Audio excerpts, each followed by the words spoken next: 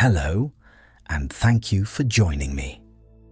Tonight, we will slowly drift and explore the world of the Vikings, tracing their untold journeys from the fjords of Scandinavia to distant, wind-swept shores. Imagine the crisp northern air brushing your face as longships glide silently through icy waters, lanterns flickering against the twilight. Hear the soft lapping of waves against wooden hulls and the distant call of seabirds, while the flicker of firelight illuminates tales of exploration, resilience, and discovery. From quiet settlements nestled in deep valleys to bustling trade networks stretching across the North Sea, we will uncover the lives of these remarkable people, their myths, and the landscapes that shaped them. Allow your mind to wander through serene forests, ancient stone ruins, and forgotten coastal villages as we follow these journeys together. If you enjoy these relaxing moments, please consider leaving a like, subscribing, or sharing your thoughts below. Your support is deeply appreciated and helps others find their way to this tranquil space. You can also turn on the notification so you don't miss any of our future journeys together. But for now, just breathe. Let your body release tension and allow your mind to drift. Let's begin. In the far reaches of northern Europe, where fjords carve deep into jagged landscapes and forests stretch toward horizons veiled in mist, the first stirrings of Norse society took shape.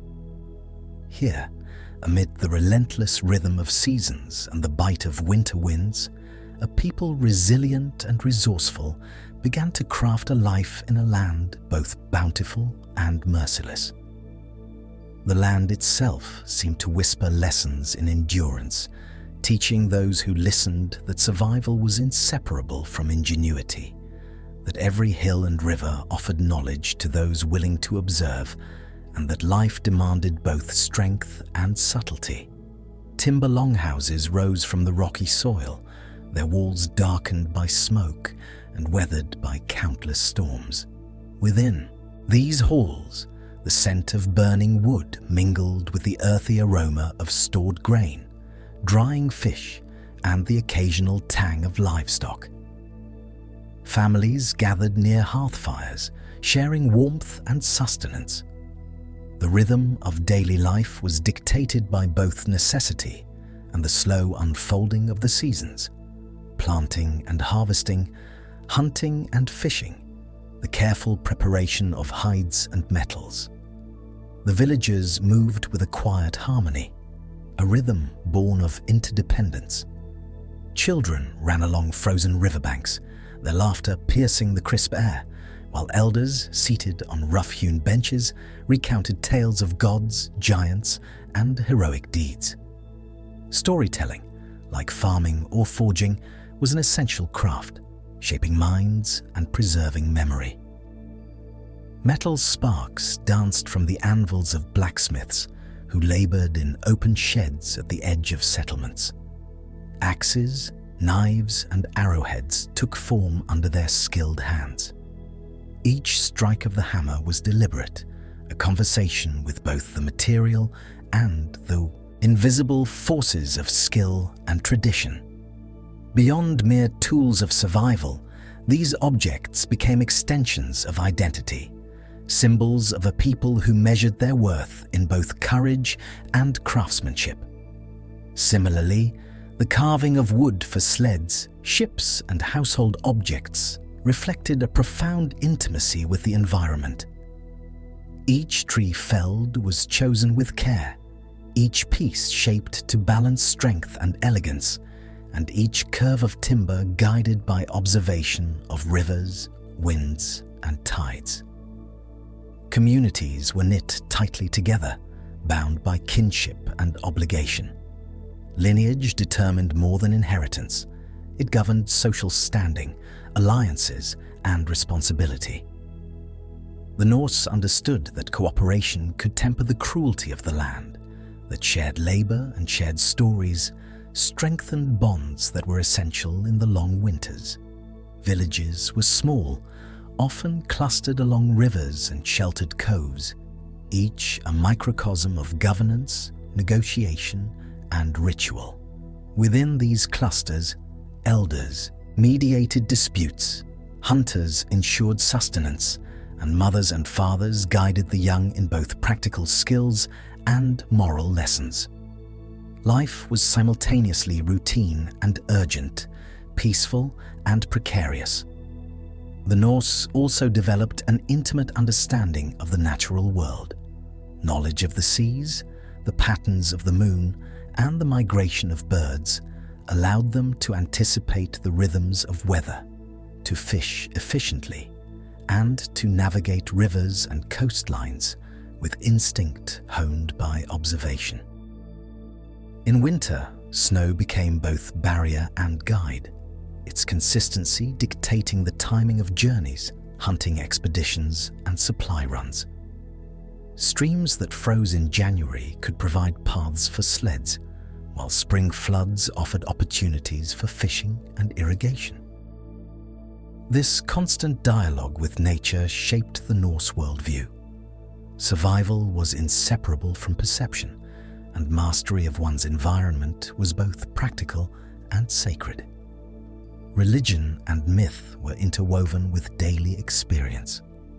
The Norse pantheon was present not only in ceremonial spaces or sacred groves, but in the cadence of work and play, in the risks of travel and the triumphs of harvest. Odin's quest for wisdom echoed in the careful observation of the sky. Thor's thunder resonated in the crack of ice breaking along a riverbank, and Freya's cycles of fertility mirrored the ebb and flow of the seasons. Tales of heroes and monsters were not merely entertainment. They were guides to courage, strategy, and moral conduct. Children learned as much from the sagas as from direct instruction, absorbing lessons of perseverance, cunning, and respect for forces beyond human control. Innovation emerged naturally from necessity. Early metallurgy provided sharper tools. Sophisticated fishing techniques ensured year-round sustenance, and rudimentary maps of coastlines and river systems hinted at an incipient curiosity that would later blossom into daring voyages. Even in the smallest settlements, one could sense an awareness of the wider world. Goods from distant lands arrived via trade or scavenged from rare journeys, whispering possibilities beyond the immediate horizon. It was in these modest yet complex communities that the seeds of exploration and expansion were planted, nurtured by a culture that valued both skill and courage. Winter nights could be long and oppressive, with darkness encroaching hours before noon and frost clinging to every surface. Yet the same darkness fostered reflection, camaraderie, and storytelling. Families huddled around fires not only to ward off cold, but to share experiences, plan for the morrow, and pass down wisdom. The smoke-filled air was a constant reminder of human effort against nature's indifference. The warmth it carried was both literal and symbolic, a testament to ingenuity and perseverance. Life, in this context, demanded alertness and adaptability, shaping a people capable of enduring both isolation and adversity. The topography of Scandinavia, with its jagged cliffs, deep fjords, and dense forests, played a defining role in shaping Norse culture. Travel by land could be treacherous, especially in winter, pushing communities to innovate in transportation, communication, and defense. Timber bridges spanned narrow rivers, while small sledges and boats facilitated the movement of goods and people. Paths were marked by cairns and natural landmarks, each step guided by generations of observation. Even within villages, spatial organization was deliberate. Longhouses aligned to maximize sunlight, livestock pens placed for ease of tending, and communal spaces designed for social cohesion. The landscape demanded respect, and in return, it offered sustenance, protection, and direction. As communities thrived, they developed a rhythm that balanced routine with readiness. Hunting and fishing were intertwined with social rituals. Seasonal festivals reinforced kinship ties, and the preparation for winter remained a perpetual task. Education was practical and immersive, with young members apprenticed in tools, crafts, and navigation. Each generation inherited a repository of knowledge: how to read clouds and tides, mend sails, sharpen blades, and tell stories that carried moral weight. This cumulative wisdom was the foundation upon which the more ambitious voyages of later centuries would rest. And so, amid fjords shrouded in mist and forests steeped in shadow, the first Norse seafarers were quietly shaped. They were a people for whom survival was inseparable from curiosity, for whom community was inseparable from courage, and for whom the boundaries of their world were defined not by fear, but by exploration. The long winters and rugged terrain did not merely test them, they molded the skills, social structures, and inventive spirit that would, in time, carry these resilient communities across the North Sea into distant lands and into the pages of history. In this dawn of the Viking Age, one can trace the origins of a restless spirit, the spark that would ignite epic journeys, daring discoveries, and a legacy that continues to echo across time. Every strike of the hammer, every told saga, every well-tended field and fished river contributed to a culture of endurance and ingenuity. Each village was a microcosm of adaptation, each longhouse a sanctuary of warmth and guidance, and each child a vessel for the accumulated wisdom of generations. Through the interplay of environment, necessity, and human ingenuity, the Norse laid the groundwork for a civilization that would both respect and challenge the natural world, crafting identities and ambitions that would eventually sail far beyond the fjords of their birth. Morning light crept through narrow gaps between timber walls, illuminating the thick smoke that swirled above the central hearth. Within these longhouses, life unfolded with a rhythm dictated by the land and the seasons. Each household functioned as a microcosm of survival, blending labor, learning, and storytelling into a seamless tapestry of daily existence. Men, women, and children shared responsibilities that were both practical and symbolic, sustaining their families while preserving the culture that defined them.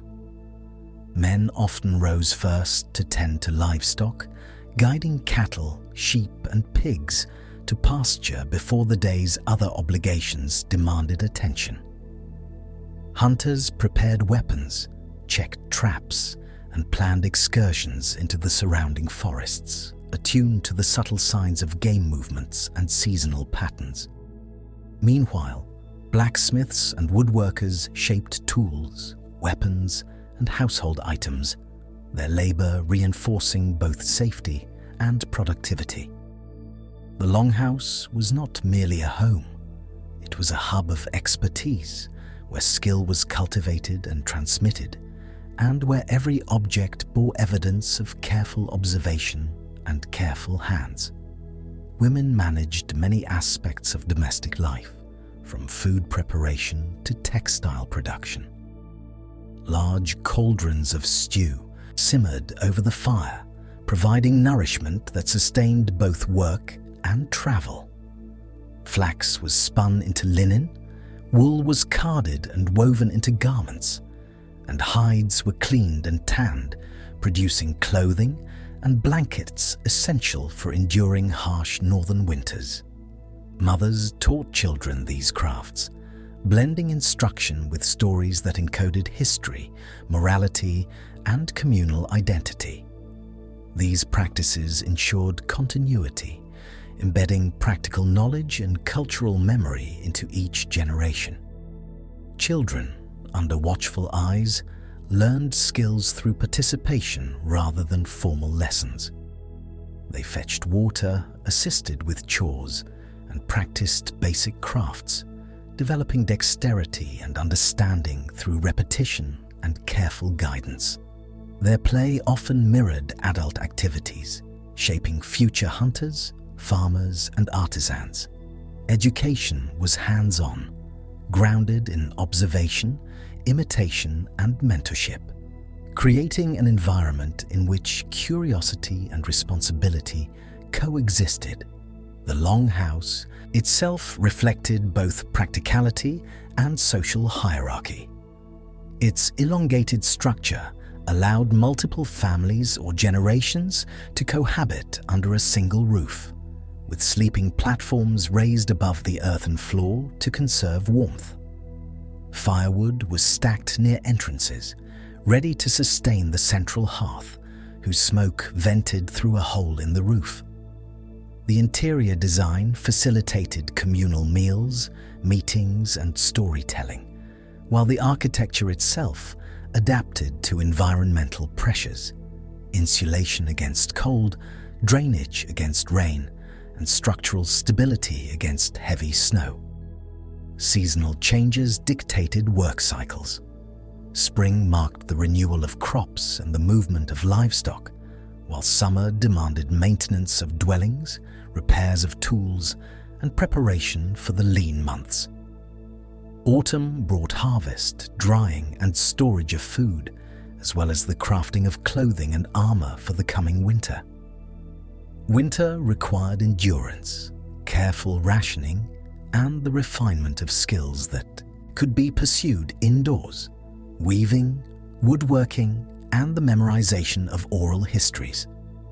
Festivals and ritual observances punctuated the calendar, aligning human activity with natural rhythms and reinforcing bonds between families and the wider community.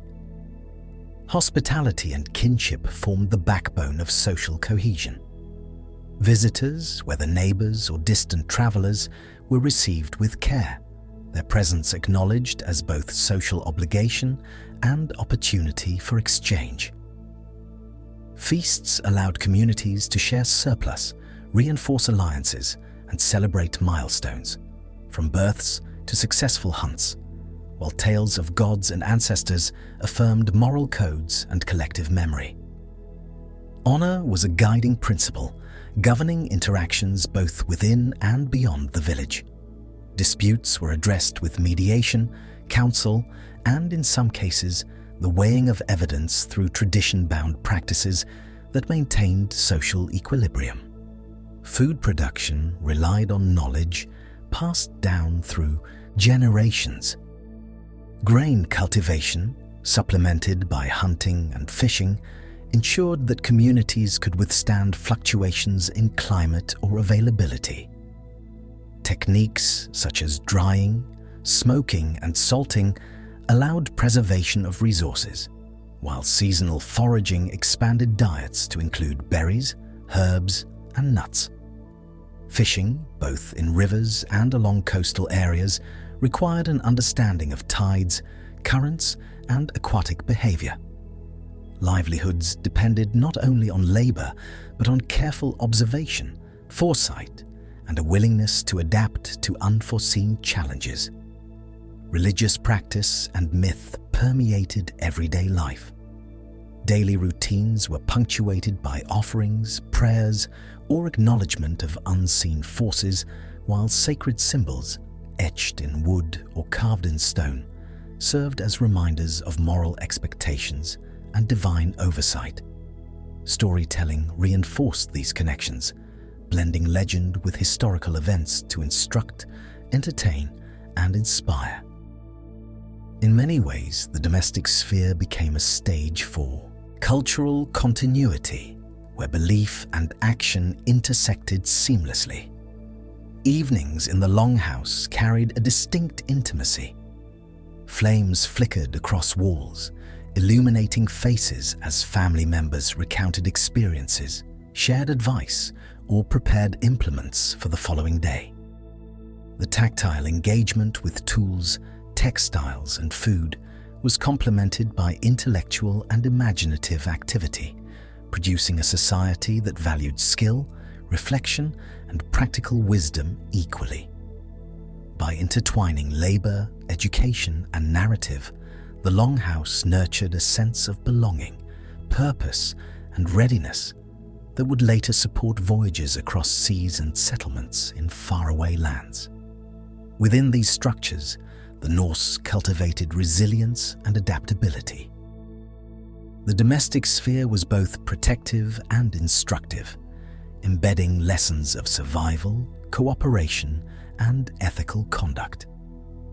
Each family's contribution, whether through tending animals, crafting tools, or preserving lore, reinforced a larger societal network that extended into trade, exploration, and warfare.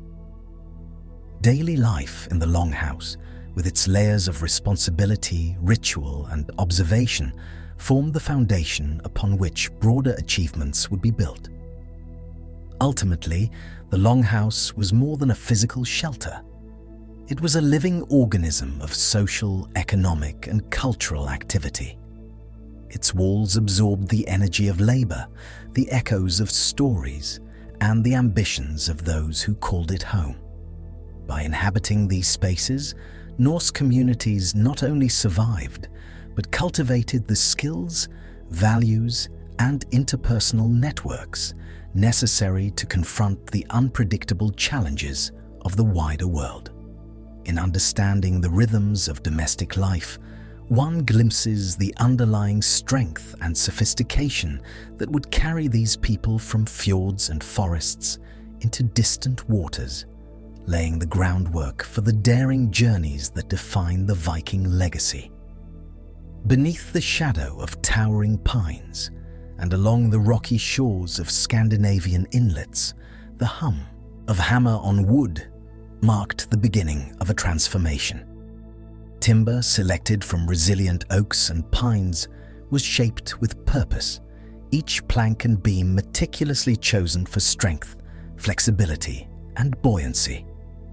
The longship was not merely a vessel, it was an embodiment of ingenuity, a synthesis of observation, craftsmanship, and an understanding of wind and wave. Shipwrights worked in carefully measured sequences, splitting logs and bending planks over heated stones or water to achieve the curvature necessary for smooth passage through icy waters.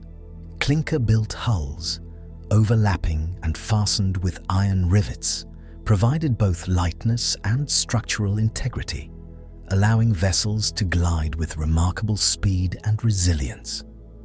The symmetry of the ship reflected not only technical skill, but also the practical demands of ocean and river navigation. Every rivet, joint, and seam was a calculated decision, informed by generations of experimentation and the accumulated knowledge of seafarers.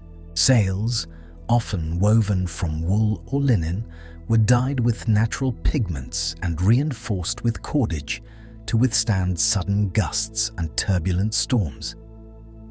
The rigging allowed for swift adjustment, granting the crew the ability to harness the wind efficiently. Oars carved from ash provided propulsion when wind was absent, enabling maneuverability through narrow rivers and shallow estuaries. Each component of the ship bore evidence of observation. The angle of a hull optimized for speed, the curve of a prow designed to pierce waves, and the height of the mast balanced for stability under sail. Launching a longship was a ceremonial and strategic moment. Villagers, craftsmen, and future sailors would gather, testing hulls against tidal surges and observing how the timber responded to the weight of crew and cargo. The scent of pine mingled with salt and wet earth as the first wave kissed the hull. Anticipation and calculation intertwined. Every voyage began with the knowledge that preparation and skill determined both survival and success. The sea was both an ally and a test, its behavior unpredictable and demanding, yet navigable through experience and acute attention. Vikings mastered navigation long before compasses were widely available. Observing the position of the sun, the phases of the moon, and the movement of stars provided reliable bearings across open waters. Birds, cloud formations, and ocean currents offered additional clues, allowing seafarers to estimate distance, direction, and weather conditions. Knowledge of tides and river systems further enabled voyages inland, connecting distant settlements and facilitating trade, exploration, and communication. Navigation was both art and science, a fusion of empirical observation and intuitive understanding honed over decades of experience. Each ship required a coordinated crew whose roles were defined and rehearsed. Rowers maintained rhythm, their movements synchronized to maximize efficiency, while helmsmen interpreted signals from wind, water, and sky. Leaders issued instructions with precision, balancing speed, safety, and the tactical needs of potential encounters with other vessels or coastal settlements. The crew's collective effort exemplified the integration of skill, strategy, and shared purpose, ensuring that each expedition, whether trade, exploration, or raid, was executed with deliberation and adaptability. The longship also reflected cultural and symbolic significance. Carved figureheads and prows often depicted dragons, serpents, or abstract motifs, serving as both spiritual guardians and visual declarations of identity. Beyond aesthetics, these embellishments were reminders of the interconnectedness of human action and the forces of nature. Rituals and offerings accompanied voyages, acknowledging the unpredictable elements and invoking protection, while tales of legendary seafarers reinforced the moral and practical frameworks guiding these endeavors. Longships enabled unprecedented mobility across both rivers and oceans. Their shallow drafts allowed access to remote harbors, riverbanks, and inlets, connecting communities that would otherwise remain isolated. Swift and agile, they facilitated trade in amber, furs, and metalwork, while simultaneously supporting exploration of previously unknown lands. Their presence reshaped social, economic, and military landscapes, allowing for the rapid movement of goods, people, and information, and reinforcing the strategic importance of maritime mastery in Norse society. Archaeological evidence demonstrates the sophistication of longship design. Remains found in burial mounds and shipyards reveal uniformity in construction techniques, while contemporary accounts describe vessels capable of carrying dozens of warriors and cargo over hundreds of miles. Experimental reconstructions have confirmed their seaworthiness, illustrating that these were not simple raiding craft, but carefully engineered ships capable of sustained travel in diverse and challenging conditions. Training in seamanship began long before the first voyage. Young men learned to handle oars, adjust sails, interpret currents, and respond to sudden changes in weather. They observed the behavior of waves and wind, studied the flight patterns of seabirds, and gained experience in coastal and riverine navigation. Knowledge passed down through observation, practice, and mentorship ensured continuity, preparing each generation to venture farther and with greater confidence than the last. Ultimately, the longship represents the fusion of domestic skill, environmental understanding, and cultural identity. Its construction depended on timber felled and shaped within the village. Its operation relied on the coordinated labor of family and neighbors, and its voyages extended the reach of Norse society into distant lands. Every plank and rivet, every sail and oar carried the ingenuity, ambition, and adaptability that defined Viking. Expansion. Through these vessels, the Norse transformed their intimate knowledge of home into a mastery of the sea, bridging the familiar and the unknown, and laying the foundation for journeys that would leave an enduring mark on history. Moonlight filtered through the branches of dense Scandinavian groves, illuminating moss-covered stones where offerings might have been left for the gods. Norse mythology was deeply entwined with the rhythms of daily life, providing a framework through which people interpreted both the natural world and their social obligations. Tales of Odin's relentless pursuit of knowledge, Thor's hammer striking enemies and giants, and Freya's command over fertility and love were more than stories. They were instruments for teaching, guiding, and inspiring. Legends were passed from generation to generation, often by the flickering glow of the hearth. Storytellers employed elaborate mnemonic techniques, using repetition, rhythm, and vivid imagery to ensure that the deeds of gods, heroes, and ancestors remained vivid and instructive. These oral sagas instilled values such as courage, honor, and loyalty, providing examples of ethical behavior within both the family and wider community. In this way, mythology functioned as an educational tool, blending moral instruction with entertainment. The pantheon itself reflected the complexity of the Viking worldview. Odin embodied wisdom, foresight, and sacrifice, his single eye a symbol of the price paid for knowledge. Thor represented protection and physical strength, a guardian against chaos and unpredictability. Loki, with his cunning and unpredictability, offered lessons in deception, consequence, and adaptability. Each deity personified traits that were observable in the natural and social environment, reinforcing the interplay between human action and divine influence. Sacred sites were integral to cultural and spiritual life. Groves, springs, and stones were recognized as loci of power, locations where offerings, prayers, and rituals could secure favor or avert misfortune. Archaeological evidence reveals traces of ritual activity, including animal bones, tools, and occasional metal objects, which suggest both domestic devotion and organized ceremonies. These acts of reverence were embedded in the cycles of agriculture, seafaring, and community governance, linking the spiritual with practical concerns. Runes, carved into wood, stone, and metal, served multiple purposes, from practical record-keeping to symbolic invocation. Each mark carried meaning, whether as a memorial, a blessing for safe passage, or a protective charm.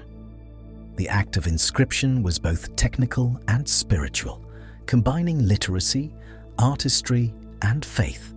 This integration of symbolic communication with everyday life reinforced the Norse understanding of the world as a place where unseen forces were both active and approachable. Mythology also informed strategic and social decisions.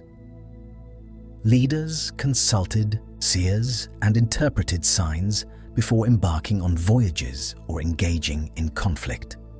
Knowledge of omens, celestial events, and ritual timing could influence the departure of ships, the construction of settlements, or the selection of allies. By linking divine narratives to human choices, The Norse created a framework for reducing uncertainty in an unpredictable environment, blending intuition with observation and experience. Festivals and seasonal observances provided opportunities to unite community, spirituality, and labor. Yule, aligned with the winter solstice, celebrated renewal and the turning of the year, while seasonal feasts and rites honored fertility, harvests, and the prosperity of livestock. These gatherings reinforced social bonds, provided occasions for storytelling, and maintained cultural continuity, ensuring that myth remained alive within the fabric of daily existence. Symbolism extended into art, warfare, and seafaring. Carvings on ships and weapons often depicted gods, monsters, and legendary creatures, providing both protection and identity. Shields and helmets bore motifs that connected individuals to divine forces, while household objects carried reminders of sacred narratives, embedding cosmology into tangible, functional items.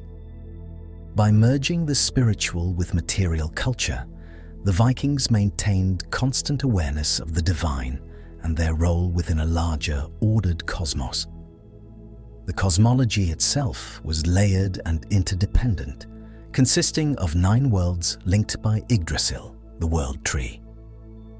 Each realm, from Asgard to Midgard and beyond, represented facets of existence, divine, human, and monstrous. The interconnectedness of these worlds mirrored the Norse understanding of cause and consequence, illustrating that actions in one domain reverberated across others.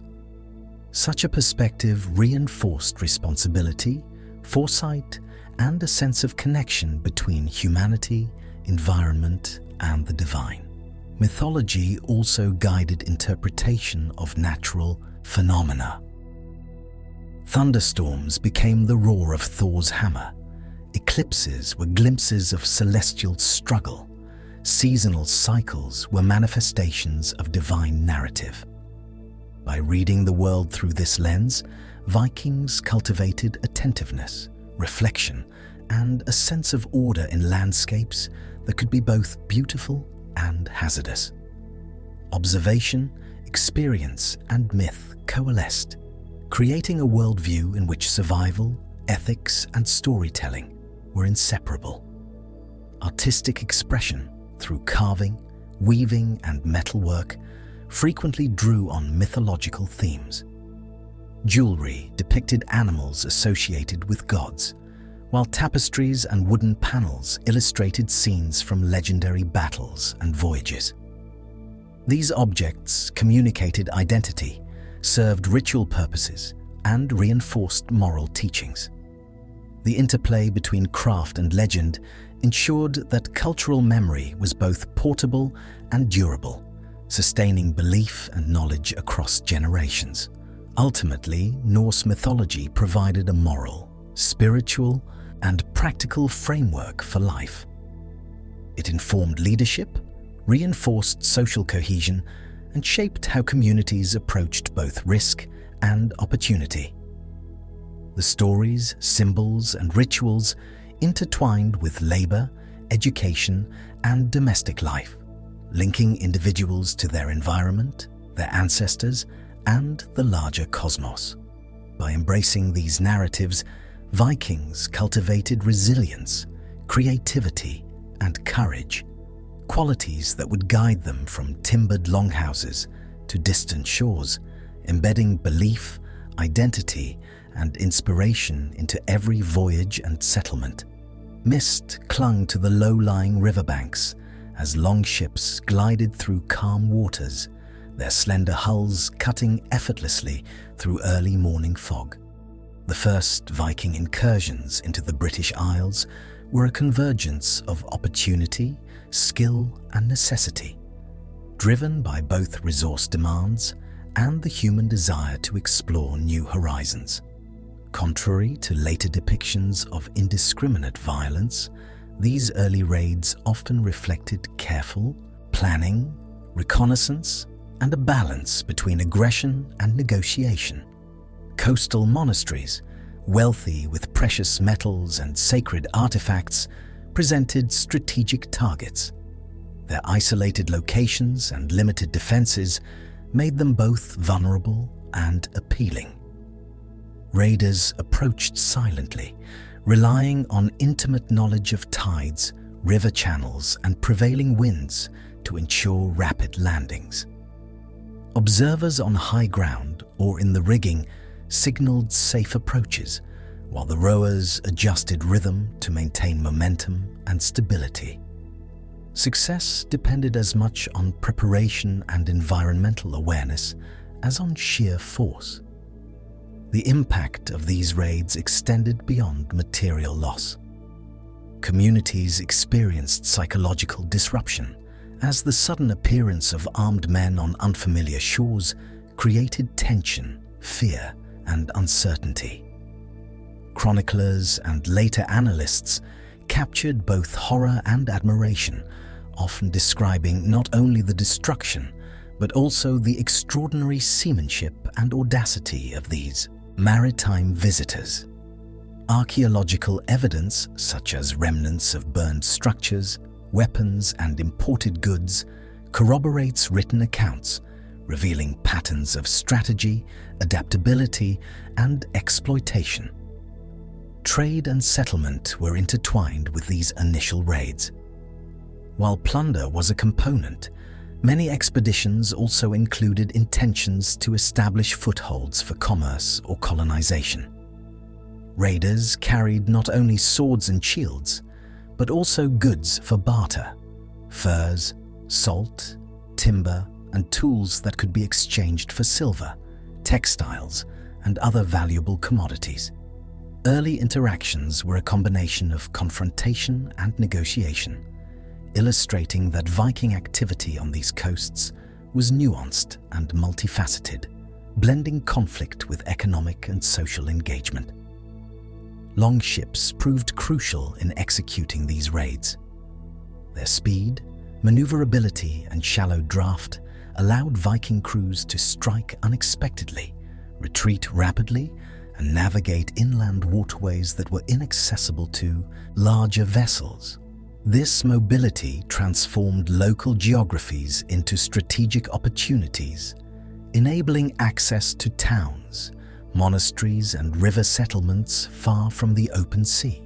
Each landing demonstrated a sophisticated understanding of logistics, navigation, and human coordination, reinforcing the importance of maritime expertise in early Viking ventures. Settlements that followed raids often emerged gradually, integrating into local economies and landscapes. Archaeological findings, including dwellings, tools, and coins, indicate that Vikings quickly adapted to existing systems while introducing innovations in craft, agriculture, and metallurgy. Such evidence challenges the traditional image of raiders as mere destroyers, highlighting their dual role as opportunists and settlers, capable of observing, learning, and contributing to the societies they encountered. Interactions with local populations were complex and situational. Some communities resisted fiercely, fortifying settlements or forming alliances, while others engaged in trade or offered tribute. Patterns of settlement and integration depended on factors such as geography, resource availability, and political stability. In some cases, Viking settlers adopted local practices, forming hybrid cultures that reflected both Scandinavian and British influences. Material culture, language, and even personal names bear testament to these exchanges, revealing the subtle blending of peoples over time. Early raids also influenced military innovation and strategy. British kingdoms responded by constructing fortifications, mobilizing militias, and refining intelligence gathering. In turn, Vikings adjusted tactics, employing reconnaissance, swift deployment, and psychological acumen to maintain advantage. This cycle of action and reaction illustrates the adaptive nature of both raiders and defenders, highlighting a sophisticated understanding of human behavior, risk management, and environmental exploitation. Seasonality played a critical role in planning. Spring and summer allowed for longer voyages with favorable weather and calmer seas, while winter imposed constraints that shaped the timing of expeditions. Navigation relied on celestial observation, tidal awareness, and prior experience, enabling crews to arrive and depart with precision. Success depended on aligning natural rhythms with strategic objectives, reinforcing the close relationship between environmental knowledge and operational efficiency. Material traces of these early raids continue to illuminate history. Silver hoards, weapons caches, and imported artifacts reveal the breadth of contact, while skeletal remains suggest injuries consistent with armed conflict. Written sources, such as Anglo-Saxon chronicles, complement this material record, offering insights into social response, governance, and adaptation. Together, these strands create a detailed picture of early Viking activity, emphasizing both its immediate impact and its role in shaping long-term settlement patterns. Ultimately, the first incursions into the British Isles set the stage for broader expansion. They combined audacity with planning, observation with opportunism, and maritime skill with social intelligence. These initial footsteps foreshadowed the complex networks of trade, settlement, and cultural exchange that would define Viking influence across Europe.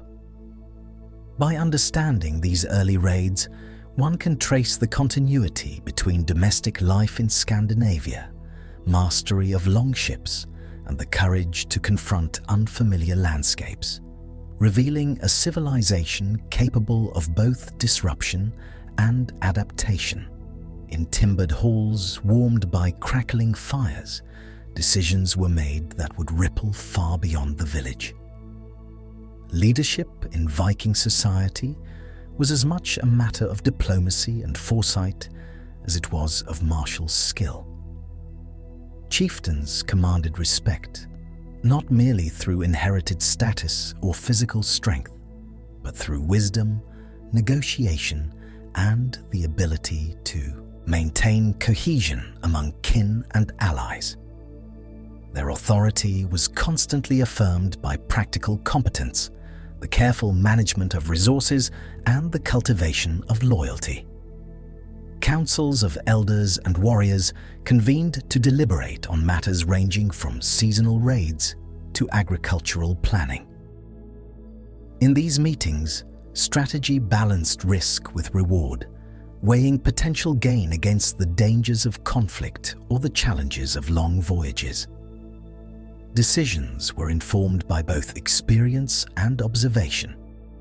The quality of the harvest, the strength of the river currents, or the proximity of rival clans could all influence the timing and scale of expeditions. Leadership required acute situational awareness, an understanding of human behavior, and the ability to anticipate consequences. Warriors played a complementary role, not only in combat, but in upholding the social structure. Reputation and honor were essential currencies, earned through skill, courage, and loyalty. Training extended beyond physical mastery to include knowledge of terrain, weaponry, and coordination within a unit. Young men learned to read signals, adapt to shifting circumstances, and support leaders while exercising initiative. Such preparation ensured that groups could act cohesively in raids, defensive operations, or exploratory ventures. Archaeological records illuminate the human dimension of leadership. Graves with carefully arranged weapons, jewelry, and tools suggest not only status, but also a recognition of contributions beyond the battlefield.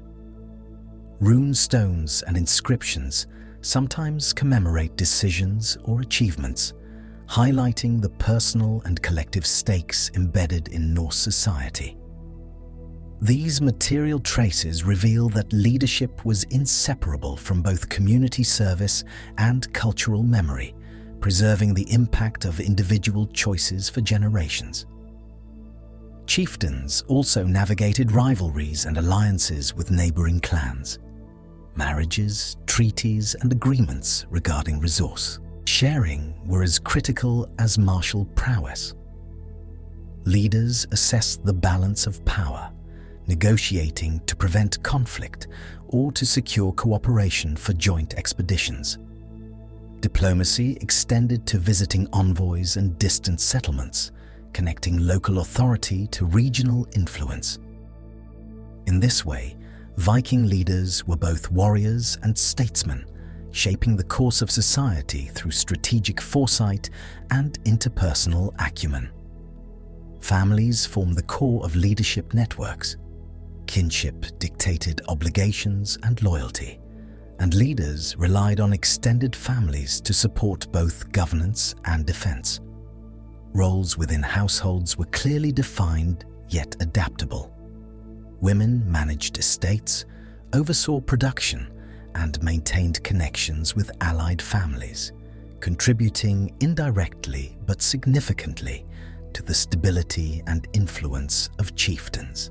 Children learned through observation, storytelling, and practical involvement, inheriting skills and values that would prepare them for future leadership roles. Courage and adaptability were essential qualities in unsung heroes, whose decisions often went unnoticed but proved pivotal.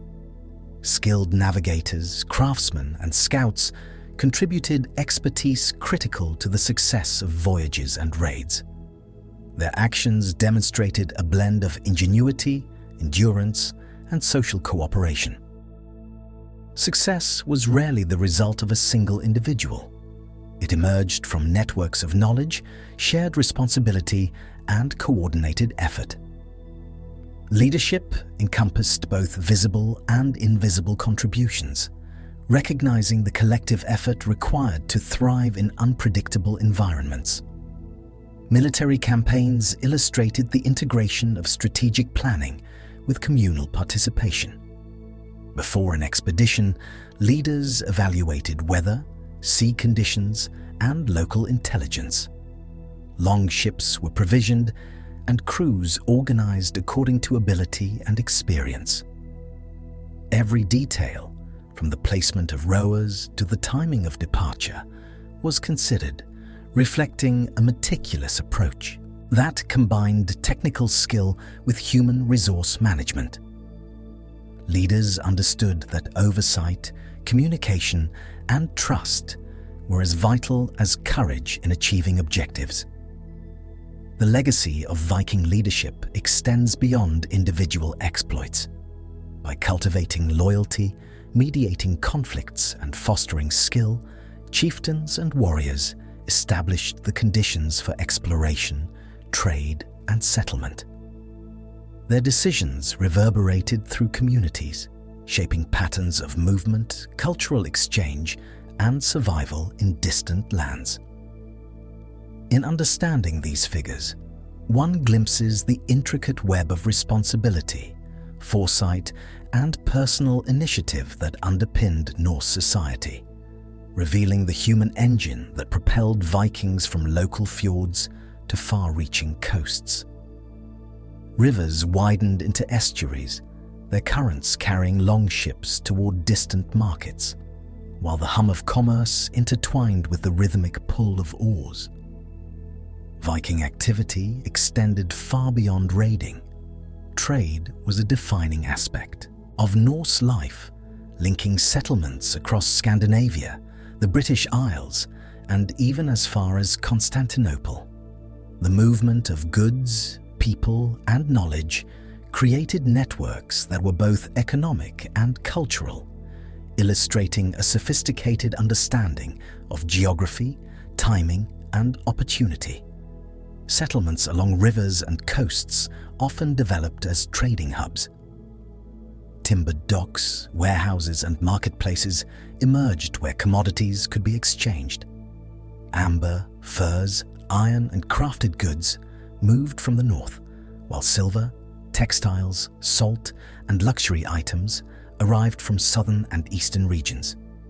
Coins and ingots were collected, melted, and recast, serving as both currency and display of wealth. Archaeological discoveries of hoards and imported artifacts provide evidence of these extensive connections, revealing the breadth and diversity of Viking trade. Seasonal rhythms dictated movement and timing. Spring and summer voyages coincided with favorable winds, longer daylight hours, and navigable rivers, while winter travel was limited to essential journeys and local trade. Knowledge of tides, wind patterns, and celestial navigation enabled sailors to plan routes with precision. Coastal and inland pathways were meticulously mapped in memory, supplemented by markers such as distinctive rocks, river bends, or recognizable settlements. This intimate familiarity with both natural and human geography allowed Vikings to maintain consistency in supply lines and communication over long distances. Markets became centers of cultural exchange as well as commerce. Multiple languages could be heard in the same square. Norse, Old English, Frankish, and Slavic dialects blended as traders bartered goods. Techniques in metalworking, textile production, and shipbuilding were shared, sometimes adapted and improved upon locally.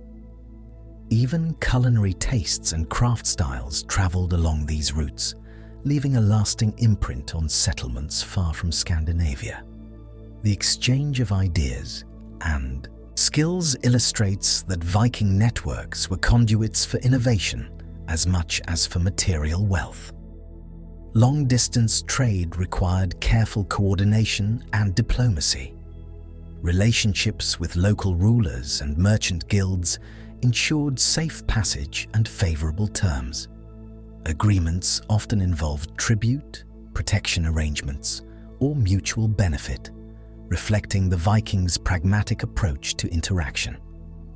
When conflicts arose, raiding could be avoided or minimized if mutually advantageous arrangements were in place, demonstrating that commerce often intertwined with political intelligence. Such adaptability allowed Norse traders to expand influence without depending solely on force. Travel by river and sea facilitated both exploration and communication. Crews navigated shallow tributaries as skillfully as open waters, moving timber, livestock, and manufactured goods with remarkable efficiency. Coastal settlements functioned as nodes in a larger web, providing provisions, repair facilities, and resting points for voyagers. The design of longships and cargo vessels optimized speed and storage, reflecting centuries of accumulated maritime knowledge. These vessels were instruments of both commerce and cultural connectivity, carrying not only goods, but also news, alliances, and customs from one region to another. The scale of Viking networks is evident in the archaeological record. Silver coins from the Middle East, weights and scales from continental Europe, and exotic materials like glass beads demonstrate far-reaching contacts. These finds indicate participation in a global economy that extended beyond raiding and settlement, linking Northern Europe to Mediterranean and Islamic markets. Such evidence underscores the Vikings' adaptability, curiosity, and capacity for strategic planning, combining local resource management with international engagement. Commerce influenced social structure and urban development. Prosperous trade hubs supported specialized crafts, permanent housing, and administrative oversight.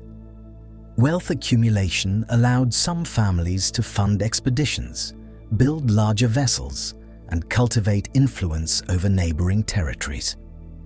In parallel, social norms around honesty, contract keeping, and reputation were reinforced by repeated interactions, fostering trust in both local and distant communities. Trade thus shaped not only material conditions, but also cultural values, linking practical activity to ethical and social frameworks. Knowledge gained through trade underpinned further exploration. Familiarity with distant lands, climates, and peoples prepared Vikings to settle Iceland, Greenland, and Vinland, integrating earlier networks with new ventures. Skills in navigation, resource management, and negotiation traveled alongside material goods, ensuring that experience accumulated over generations could support increasingly ambitious undertakings. These exchanges laid the foundation for cultural and economic expansion that would endure long after the height of Viking activity. Ultimately, trade and travel illustrate the Vikings' capacity to transform environmental awareness, technical skill, and social networks into tangible and sustainable achievements. Networks of commerce, settlement, and knowledge connected diverse regions, turning isolated communities into nodes in an intricate system of interaction. By linking domestic ingenuity, maritime expertise, and cultural curiosity, Viking networks exemplify the continuity between everyday life and long-distance exploration, revealing a civilization defined by adaptability, ambition, and interconnectedness. Fog rolled off the North Atlantic as longships ventured beyond familiar coastlines, carrying families, livestock, and supplies into the vast unknown. Iceland emerged as the first major landfall for these adventurous Scandinavians, offering fertile volcanic soils, sheltered fjords, and abundant rivers teeming with fish. Settlers carefully selected locations for dwellings, balancing exposure to winds with access to pasture, water, and arable land. These early choices reveal the combination of observation, adaptability, and foresight that underpinned Viking colonization efforts. Communities took shape in clusters of timber homes reinforced with turf, their construction designed to withstand harsh winters and frequent storms. Hearths provided warmth and served as centers for domestic life, while storage pits and barns safeguarded food and livestock through long months of snow. Archaeological evidence of these settlements, including remnants of longhouses, tools, and farm layouts, illustrates the thoughtful integration of architecture, agriculture, and communal planning. Survival depended on maintaining balance between the demands of the environment and the resources available. Farming in Iceland required ingenuity. Limited arable land was supplemented by grazing livestock, including sheep, cattle, and horses. Seasonal fishing and hunting supplemented the diet, while barley and root vegetables were cultivated in protected plots. Settlers adapted to volcanic soils by rotating crops and exploiting naturally fertilized fields, demonstrating a deep understanding of local conditions. The rhythm of the seasons dictated labor, reinforcing the link between human activity and environmental cycles. Greenland presented even greater challenges. Ice-covered fjords, shorter growing seasons, and extreme weather conditions demanded careful preparation and resilience. Settlers transported hardy livestock, stored provisions, and built durable structures to endure prolonged winters. Archaeological sites indicate that they established both coastal and inland farmsteads, taking advantage of microclimates that provided relative shelter and access to grazing. Adaptation to these landscapes exemplified the practical problem-solving and endurance required for survival in remote northern lands. Exploration and settlement were guided by knowledge accumulated over generations. Navigators relied on celestial cues, ocean currents, and bird migration patterns to chart courses across stormy seas. Experience gained in earlier raids and trading voyages allowed crews to judge distances, anticipate hazards, and provision vessels appropriately. Settlement was thus an extension of prior maritime skill, linking the domestic ingenuity of longhouse communities with the courage and planning necessary to cross open waters. Social cohesion played a crucial role in sustaining new communities. Kinship bonds, shared labor, and collective decision-making ensured that resources were distributed efficiently and that risks were mitigated. Disputes over land, livestock, or trade were resolved through assemblies, where leaders and elders balanced authority with consensus. These governance structures reinforced both stability and adaptability, enabling settlements to persist despite environmental challenges and relative isolation. Beyond mere survival, these colonies became hubs for further exploration. Iceland served as a stepping stone to Greenland, and Greenland in turn offered access to North America. Maritime expertise, agricultural practices, and community organization traveled with settlers, providing the foundation for expansion. Evidence of imported tools, decorative items, and livestock shows that even remote settlements remained connected to broader networks of trade and culture, integrating domestic life with transatlantic ambition. Cultural adaptation accompanied environmental adjustment. Norse mythology, oral storytelling, and ritual practices continued to shape community identity, linking new landscapes to familiar spiritual and social frameworks. Runic inscriptions, household artifacts, and ceremonial sites reveal that settlers maintained traditions even as they innovated in response to climate, soil, and geography. The interplay between continuity and adaptation reflects a civilization capable of both, preserving heritage and embracing change.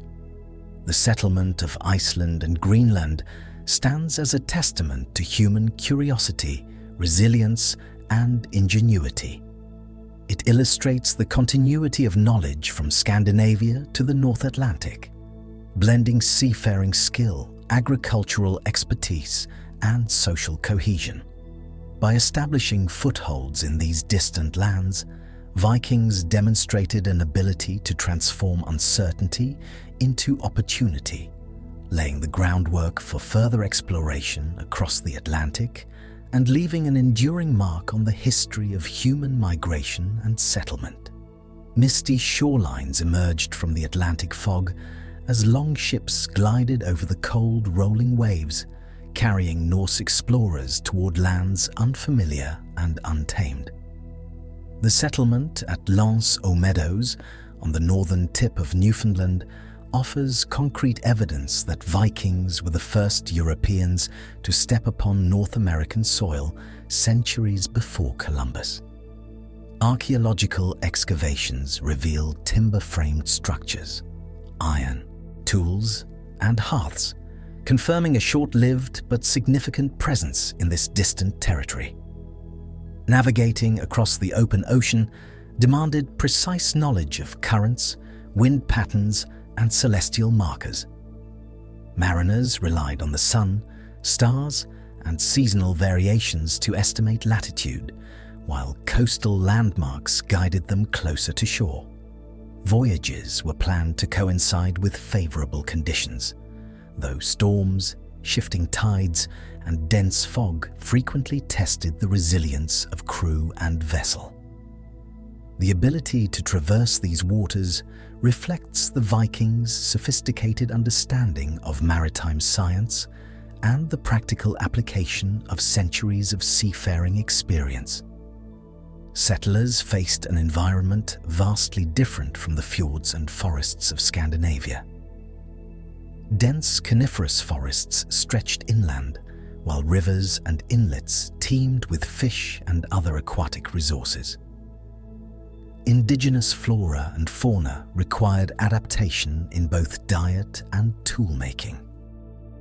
Archaeological evidence shows that Vikings supplemented their familiar crops and livestock with local resources, crafting temporary shelters from available timber and engaging in seasonal hunting of deer and small mammals.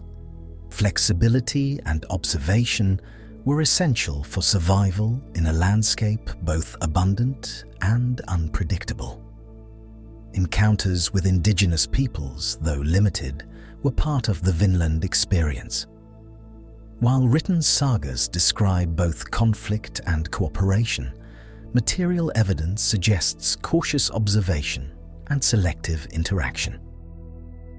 Trade of tools, food, or raw materials may have occurred, and knowledge of local terrain and resources likely benefited the Norse settlers.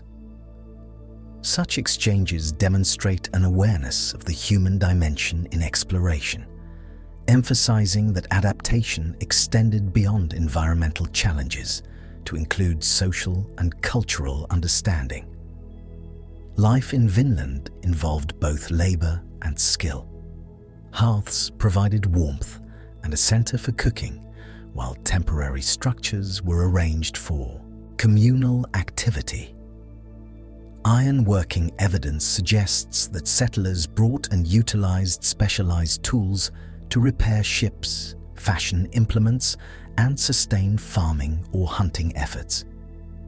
These activities reveal an integration of domestic knowledge with survival skills, allowing a small group to endure in isolation while maintaining connection to maritime capabilities. Climatic conditions and distance from home eventually limited the permanence of North American settlements. Harsh winters, logistical constraints, and isolation made long-term habitation difficult. Nevertheless, these attempts represent an extraordinary achievement in human exploration, demonstrating that curiosity, navigational expertise, and determination could overcome immense geographical barriers.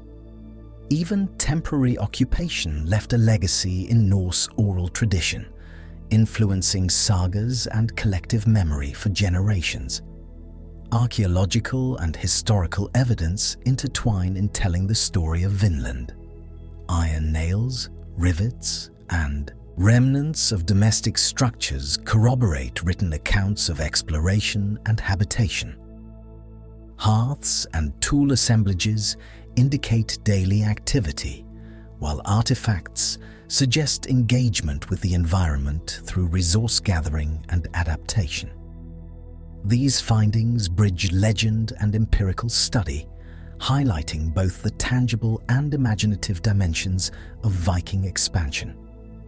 The voyages to North America were a culmination of skills honed over decades of maritime travel, trade, and settlement in the North Atlantic. They link the exploration of Iceland and Greenland with the broader ambition to understand, exploit, and inhabit distant lands. Vinland stands as a testament to the Vikings' curiosity, resilience, and willingness to engage with unfamiliar environments, showing that exploration was an extension of both domestic expertise and seafaring mastery. In observing Vinland, one sees the continuity of Norse ingenuity across generations and oceans. Timber-framed shelters, iron tools, and improvised agricultural plots embody a combination of inherited knowledge and adaptive innovation. This chapter illuminates the human capacity to bridge the known and the unknown, revealing how daring navigation, environmental awareness, and social cooperation allowed Vikings to leave traces of their presence far beyond the shores of Europe.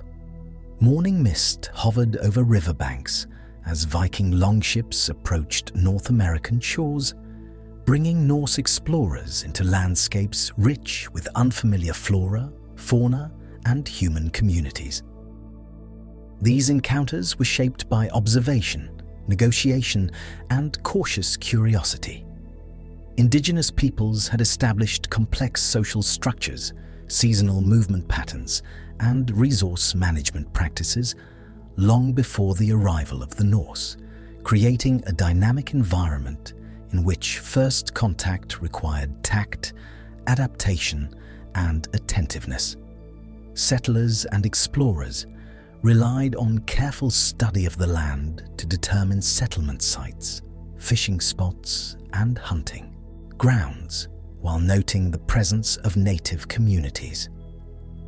Archaeological evidence, including tool fragments and temporary Norse structures, suggests that initial interactions were pragmatic, focused on mutual observation rather than immediate conflict.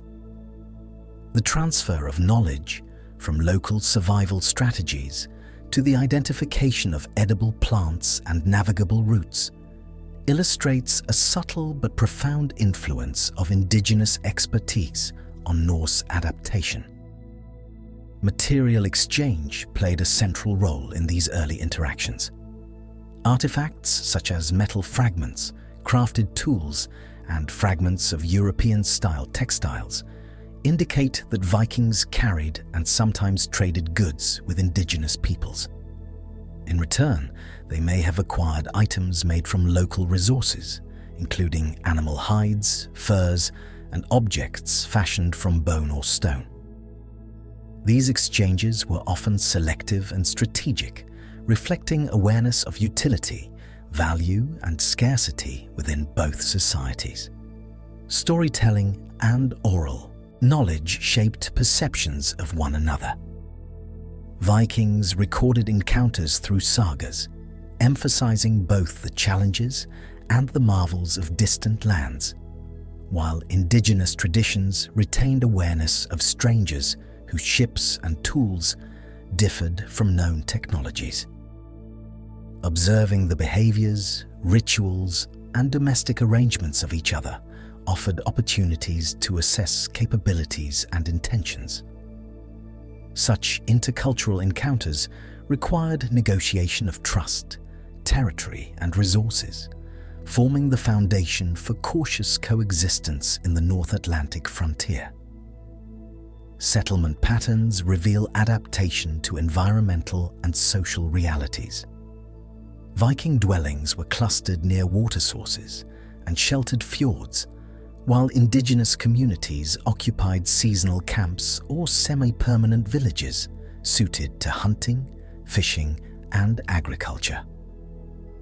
The contrast in architecture, domestic layout, and subsistence strategies highlights diverse approaches to similar challenges of climate, terrain, and survival.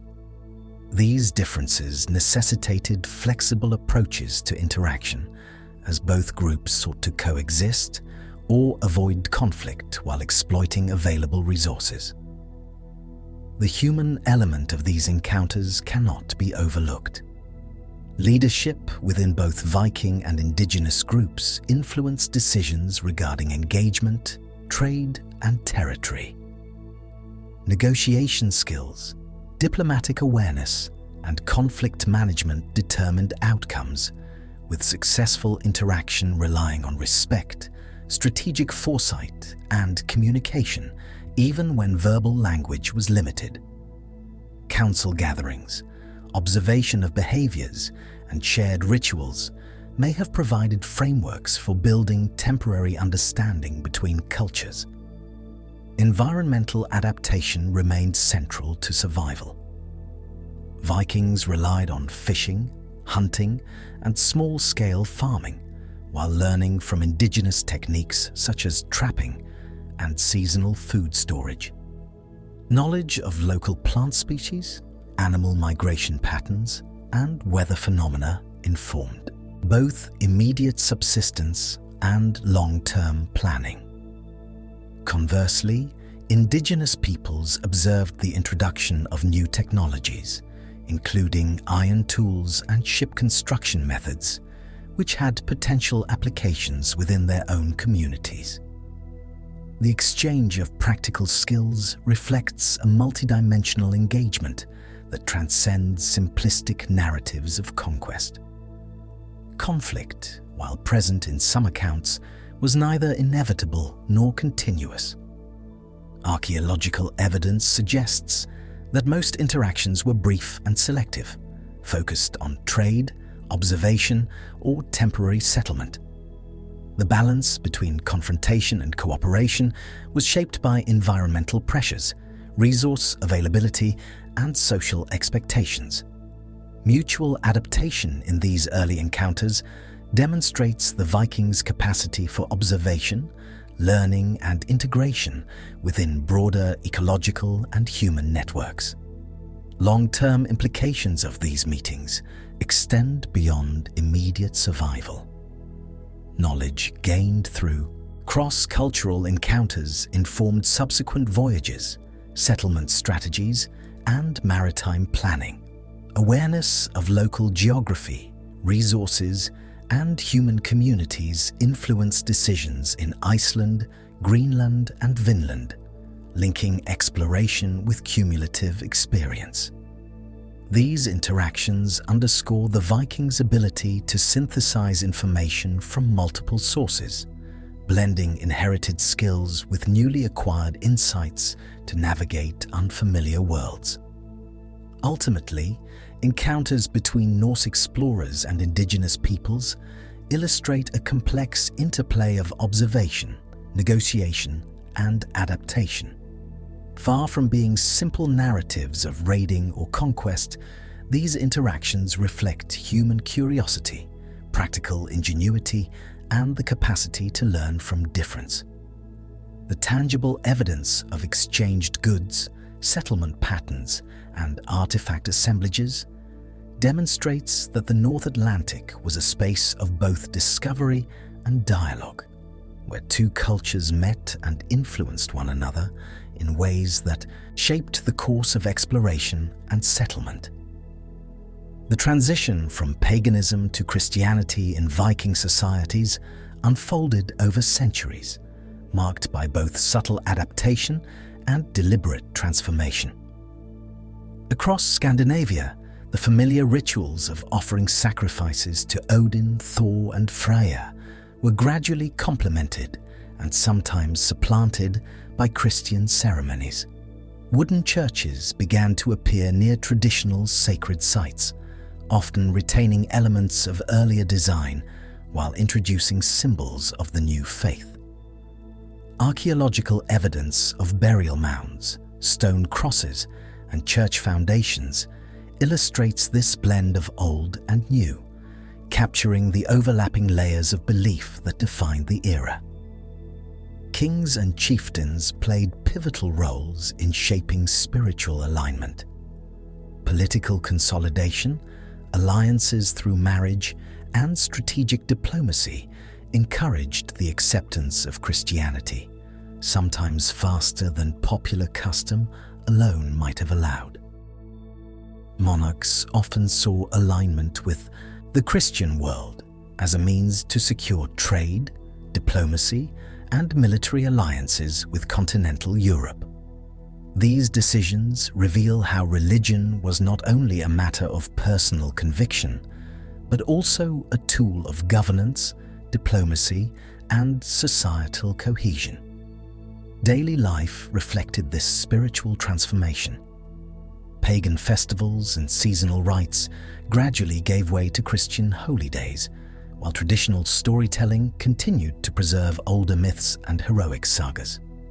Objects such as rune-inscribed crosses, decorated chalices, and grave goods reveal the coexistence of belief systems during this transitional period. individuals navigated a world in which divine protection was sought from multiple sources, blending ritual practice with pragmatic adaptation. Rituals associated with death provide particularly clear evidence of shifting spiritual norms. Cremation, long common among pagan communities, gave way in many areas to inhumation with Christian symbols. Graves often contained a mixture of items, traditional personal belongings, alongside crosses or religious tokens. Such hybrid burial practices illustrate both continuity and change, reflecting a society negotiating its identity amid evolving spiritual landscapes. Missionary activity influenced the spread of Christianity. Missionaries from England, Germany, and other Christian regions introduced new liturgical practices, literacy, and religious texts.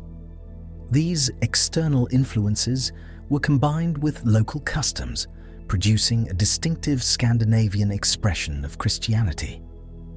Monastic centers and ecclesiastical infrastructure facilitated education, record-keeping, and cultural exchange, gradually embedding the new faith within societal structures.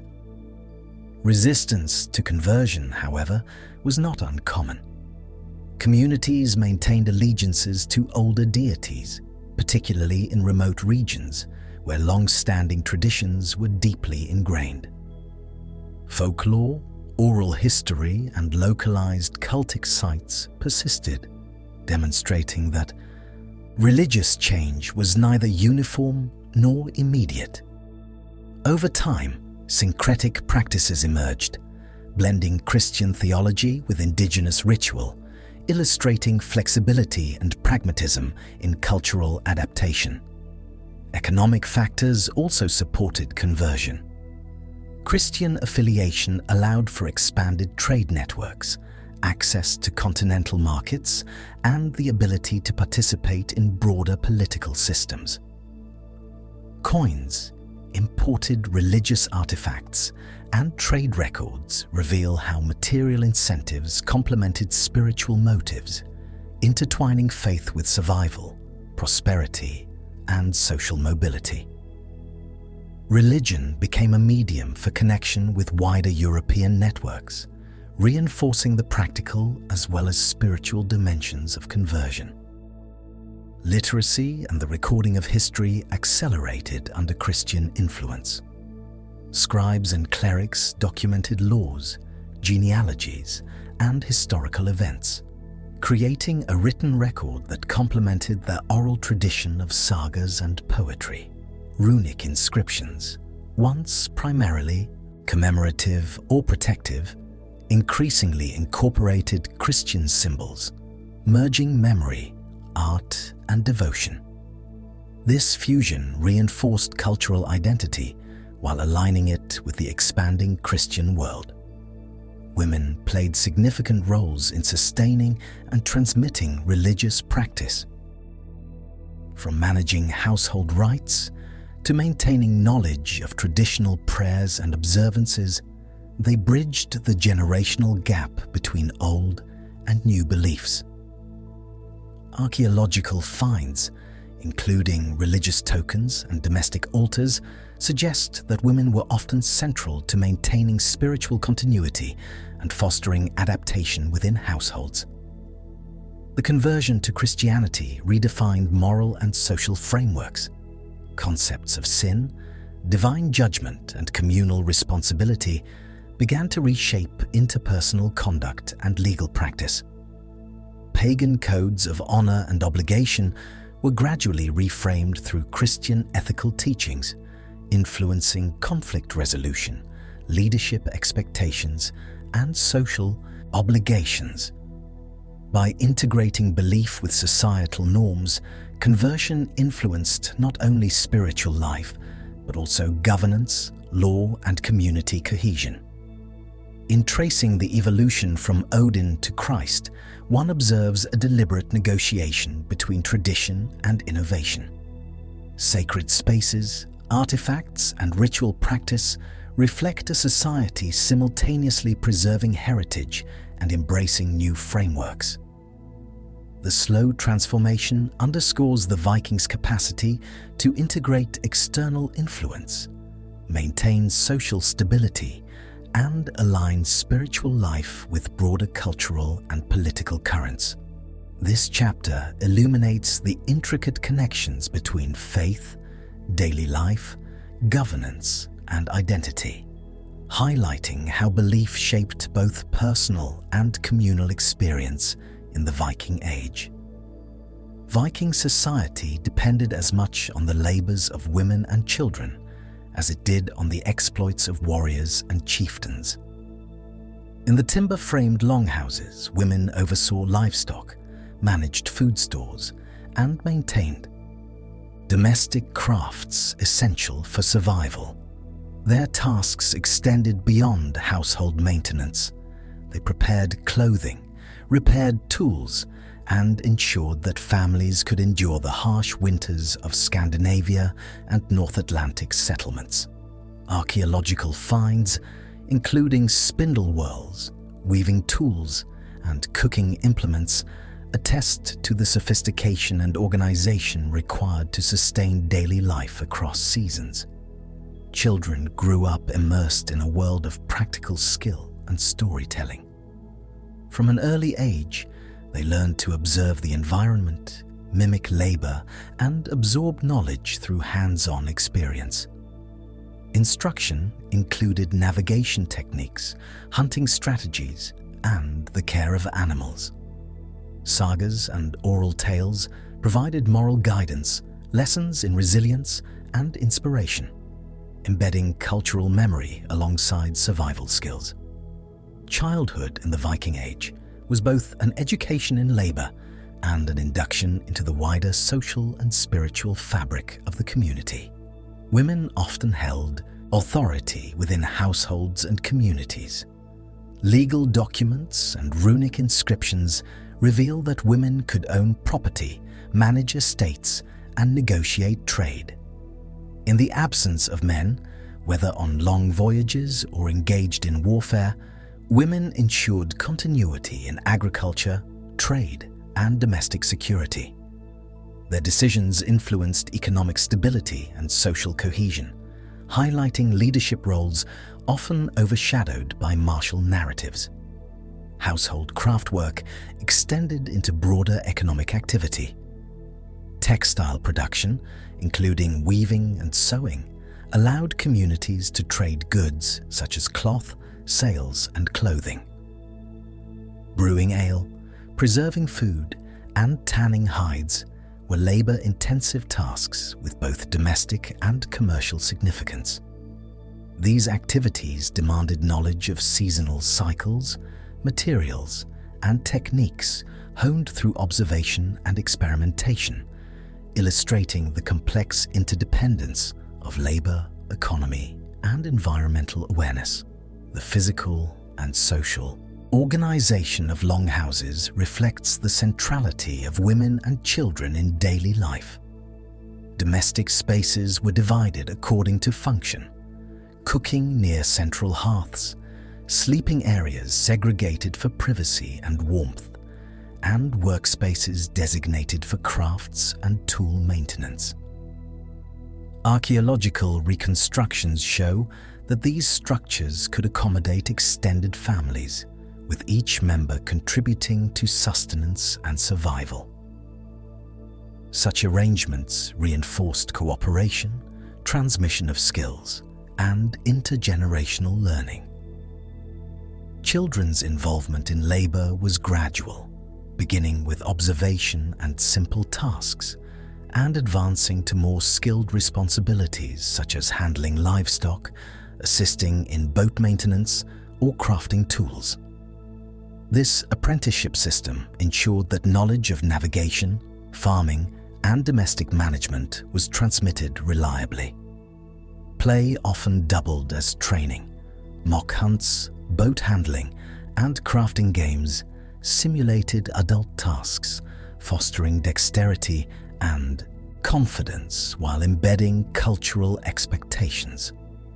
Women also played a vital role in preserving and transmitting religious and cultural knowledge. They maintained household shrines, performed seasonal rituals, and passed down sagas, prayers, and customs to younger generations. This custodianship ensured continuity of belief, even as communities experienced gradual shifts in spiritual orientation, including the adoption of Christianity.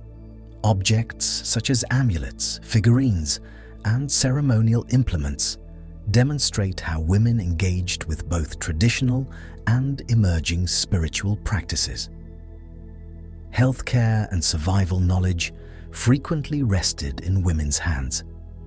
They gathered herbs, prepared remedies, and provided care for injuries and illness, complementing the skills of traveling healers and midwives.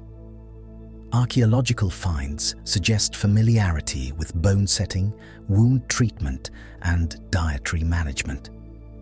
This body of knowledge was critical not only for daily survival, but also for sustaining expeditions, longships, and distant settlements where professional medical assistance was unavailable. The influence of women extended into economic and strategic decision-making. Trade negotiations, estate management, and resource allocation often required the oversight of capable women, particularly when men were absent or engaged in conflict. Historical records and saga accounts provide glimpses of female leaders who wielded authority, mediated disputes, and safeguarded familial and community interests, demonstrating that the Viking social structure relied on more than martial prowess. By observing the contributions of children and women, one sees a society structured around cooperation, resilience, and practical knowledge. Their labor, ingenuity, and guidance underpinned exploration, settlement, and survival, connecting domestic stability with the broader achievements of the Viking Age. The integration of work, education, and cultural transmission reveals an intricate system where every individual, regardless of age or gender, contributed to continuity, adaptation, and long-term resilience. In examining these hidden roles, it becomes clear that the remarkable feats of Viking navigation, settlement, and exploration rested on a foundation of persistent effort, skillful labor, and foresight cultivated within households. Women and children were essential architects of survival and continuity, shaping the rhythms of daily life while supporting the ventures that carried the Norse across oceans and into history. Their influence endures in the archaeological record, the sagas, and the subtle but profound legacy of social and cultural ingenuity. Life in the Viking Age demanded ingenuity as much as courage, and survival hinged on practical knowledge of the human body, environmental hazards, and seasonal cycles. Across settlements, communities relied on a combination of observation, trial and error, and inherited wisdom to address illness, injury, and malnutrition. Archaeological findings from graves, settlements, and ship burials provide evidence of medical understanding. From trepanned skulls and healed fractures to herbal remains and surgical tools, revealing a culture attentive to the limits and capabilities of the human body. Herbal medicine formed the backbone of healthcare. Plants such as yarrow, nettle, and juniper were commonly employed to treat wounds, reduce inflammation, and combat fevers. Women often gathered these remedies, storing dried herbs for winter use and preparing poultices, infusions, and balms. The knowledge of which plant addressed which ailment required careful observation over generations, and survival depended on both accuracy and timing, particularly during harsh winters when access to food and medical support could be limited for extended periods. injury treatment was sophisticated for the time. Bone setting, splinting, and wound care were routine, often performed by experienced household members or traveling healers. Analysis of skeletal remains demonstrates that fractures frequently healed well, suggesting knowledge of immobilization techniques and a careful approach to rehabilitation. Soldiers, sailors, and farmers alike benefited from these methods, which were essential in a society frequently exposed to combat, labor-intensive work, and maritime hazards. Midwifery played a crucial role in sustaining population and lineage. Women trained in childbirth oversaw deliveries, provided postpartum care, and guided mothers through complications using a combination of herbal knowledge and experiential skill. Archaeological finds of birthing stools and associated tools indicate both the prevalence of home births and the care taken to reduce maternal and infant mortality. Childbirth survival was deeply intertwined with broader household management, ensuring that families remained viable and communities resilient. Nutrition and food preservation intersected with medical knowledge. Vikings understood that diet influenced health, and they prepared seasonal stores of fish, meat, grains, and vegetables to maintain strength during periods of scarcity. Smoking, salting, and drying were common methods to prolong shelf life, while brewing and fermentation not only created beverages, but also reduced waterborne illness. The strategic combination of food storage and preparation demonstrates a pragmatic awareness of bodily needs and environmental constraints. Maritime voyages demanded additional layers of survival expertise. Longships carried minimal provisions, and crews relied on preserved foods, rationing, and knowledge of local resources encountered along coasts or rivers. Seasickness, frostbite, and exposure were constant threats, making preventive care, layered clothing, and proper nutrition critical. Navigators incorporated observation of the natural world, winds, tides, and bird behavior into daily routines, balancing physical endurance with strategic planning to maintain health on extended journeys. Mental resilience was recognized implicitly as part of survival. Stories, songs, and ritual observances provided psychological support during illness, isolation, and injury. Oral traditions reinforced communal bonds and conveyed practical instructions through narrative, embedding medical advice within memorable sagas and ethical tales.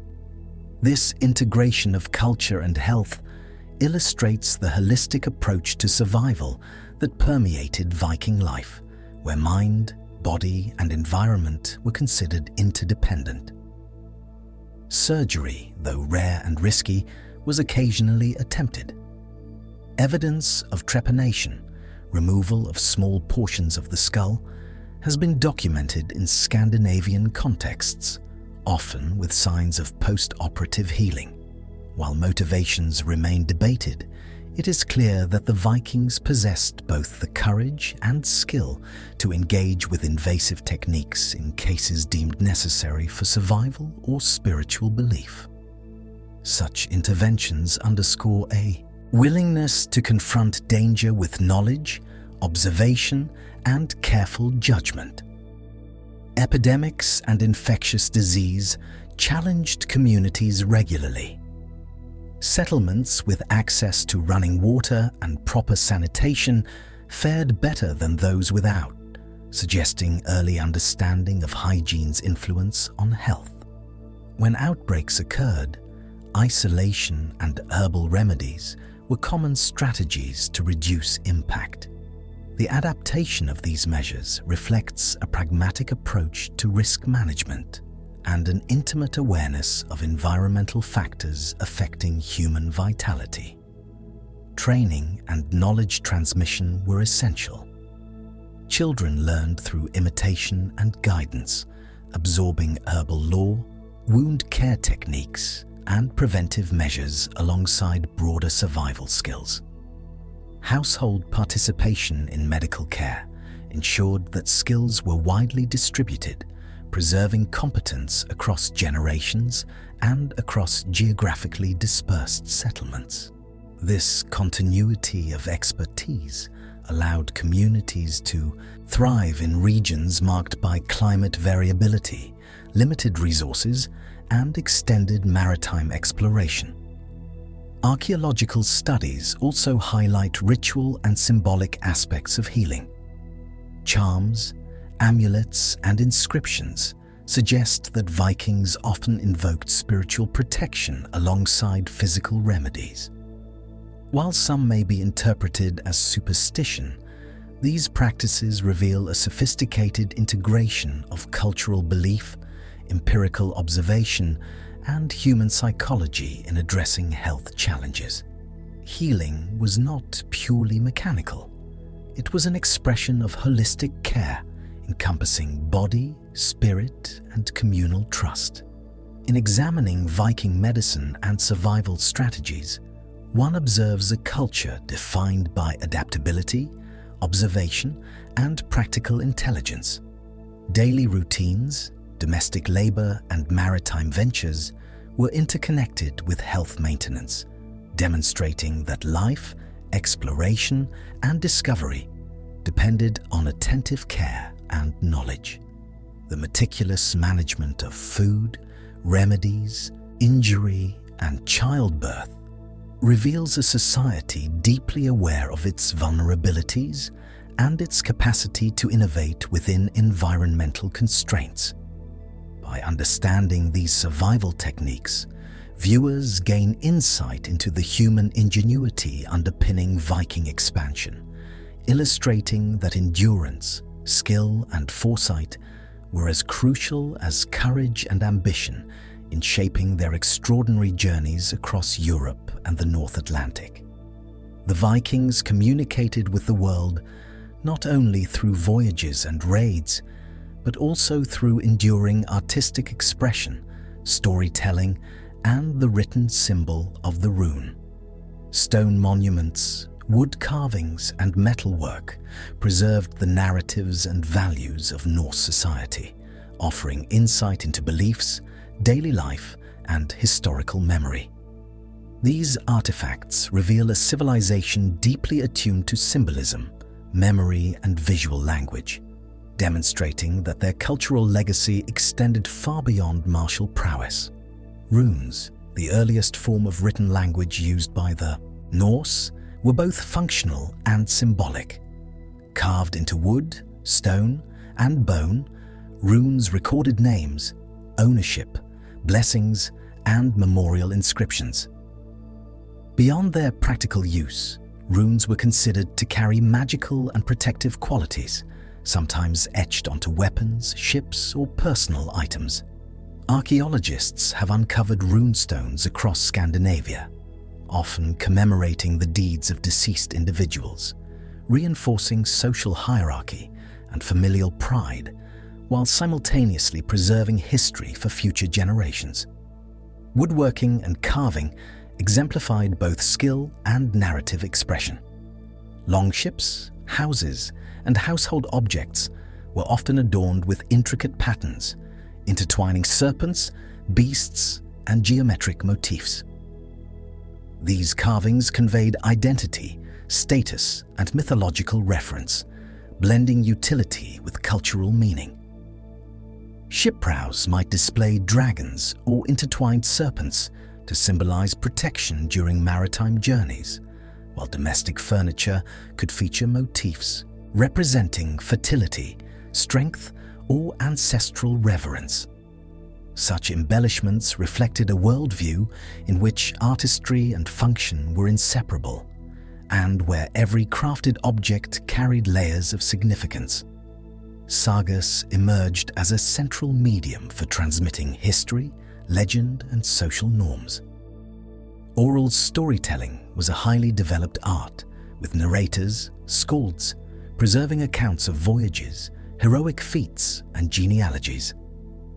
These narratives served multiple purposes: entertainment, moral instruction, and the reinforcement of communal identity. Recitations often occurred beside hearthfires or in mead halls, where listeners absorbed not only tales, but also practical knowledge about navigation, diplomacy, and survival. The rhythmic cadence, repetition, and mnemonic techniques of the sagas ensured that complex histories could be retained and transmitted accurately across generations. Jewelry and metalwork reflected a fusion of aesthetic sophistication and societal signaling. Brooches, arm rings, and pendants displayed intricate filigree, animal forms, and mythological symbolism. Materials ranged from silver and gold to bronze, each choice conveying social status, wealth, or connection to trade networks. Artifacts recovered from burial mounds and domestic settings demonstrate a keen eye for detail, proportion, and thematic consistency, highlighting how material culture reinforced both identity and memory in daily life. Stone monuments served as communal anchors, blending artistry with narrative. Many runestones were erected near burial sites, along roads, or at key gathering places, creating a landscape imbued with cultural and spiritual significance. Inscriptions recorded deeds, lineage, or religious devotion, often accompanied by carved imagery that merged mythological storytelling with memorialization. Scientific studies of their locations and content revealed deliberate choices aimed at reinforcing social cohesion, transmitting moral codes, and linking individuals to both ancestry and territory. The visual and verbal arts complemented one another, forming a cohesive cultural fabric. While runes and carvings preserved discrete messages, sagas wove these messages into extended narratives that engaged memory, imagination, and social instruction. Inscriptions on ships or homes might be echoed in stories told over generations, creating layered understanding and reinforcing the interconnectedness of daily life, belief, and history. This multidimensional approach ensured that both tangible and intangible knowledge survived, shaping identity across time and space. Iconography often drew from the natural and mythological worlds simultaneously. Animals, celestial bodies, and legendary beings appeared in carvings, textiles, and metalwork, reflecting the Norse understanding of a universe where human life, the environment, and divine forces were intertwined. Dragons, wolves, and ravens conveyed specific attributes: strength, cunning, foresight, while images of Thor, Odin, or Freya reinforced moral and spiritual values. Art became a language of symbolism, teaching, and remembrance that transcended spoken words. Craftsmanship extended into practical items that also carried cultural meaning. Household tools, agricultural implements, and vessels were frequently decorated, merging utility with aesthetics. This integration exemplifies a philosophy in which beauty, utility, and narrative were inseparable. The act of creating became a form of cultural preservation, ensuring that even the objects of everyday life contributed to the transmission of knowledge and values. Sagas also preserved cross-cultural encounters. Stories recounting journeys to distant lands, encounters with other peoples, and the exchange of goods and knowledge reinforced lessons about negotiation, adaptability, and curiosity. Oral histories acted as both educational resources and mnemonic systems, encoding information about geography, trade routes, and diplomacy within compelling narratives. These accounts demonstrate that the Vikings maintained a consciousness of the wider world, blending adventure, practical learning, and imaginative interpretation. Through art, runes, and storytelling, the Norse achieved a lasting legacy that extended far beyond conquest or trade. Every carved rune, every intricately worked brooch, and every saga recited by the hearth contributed to a multi-layered record of identity, belief, and historical memory. The synergy of visual and oral expression created a cultural architecture that preserved knowledge, guided behavior, and celebrated human ingenuity. By examining these traditions, viewers can trace the enduring impact of Viking creativity, linking domestic craftsmanship, spiritual belief, and heroic narrative to the broader currents of exploration, leadership, and settlement that define the Viking Age. The Viking Age did not end abruptly, but gradually, as political consolidation across Europe, changing climates, and cultural integration reshaped the world into which the Norse had once voyaged. Coastal strongholds and inland settlements that had thrived during centuries of exploration and raiding began to experience reduced mobility and diminished resources. Archaeological surveys reveal partially abandoned villages, longhouses falling into disuse, and longships left along fjords, signaling both environmental pressures and a shift in societal priorities.